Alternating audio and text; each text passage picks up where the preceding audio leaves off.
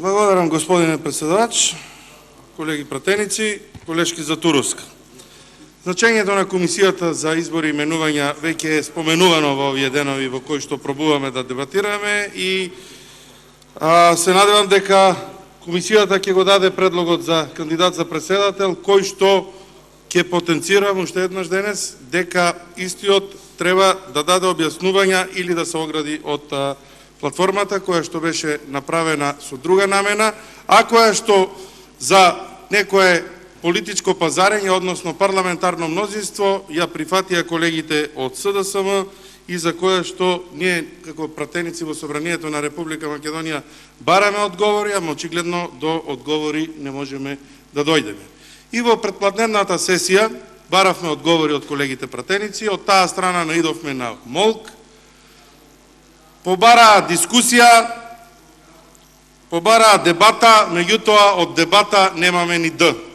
Немаме ни Д затоа што во предизборниот период ветуваа она што сакаа да го слушнат граѓаните на Република Македонија, она што во одредени моменти и во одредени градови им беше значајно на граѓаните, меѓутоа денеска се наоѓаме во една нова ситуација, кога на сите нас, па и на граѓаните кои што дадоа подршка на Социјалдемократскиот сојуз, им се подметнува една платформа за која што граѓаните на Република Македонија бараат одговори.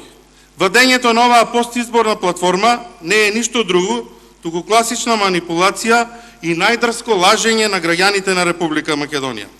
Да се ветува живот, а да се работи на бинационалност во Република Македонија е класично омалуважување на македонскиот гласач.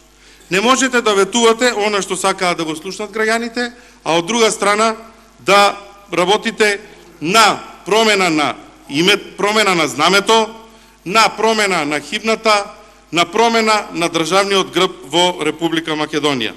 Тоа, нити за тоа ви го дадоа гласот граѓаните на Република Македонија, барем оној дел кој што гласаа за вас, нити за тоа имате мандат да го направите.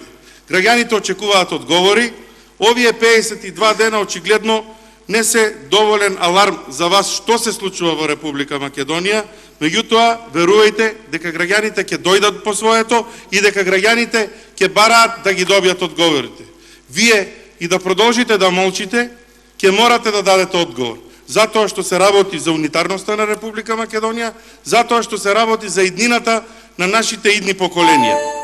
Ако вие сметате дека тоа треба да помине на начин на кој што сега го правите, со наведнати глави и со молчење, продолжете така.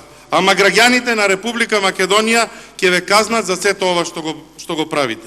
Бараат одговори за сето ова што се случува. Благодарам.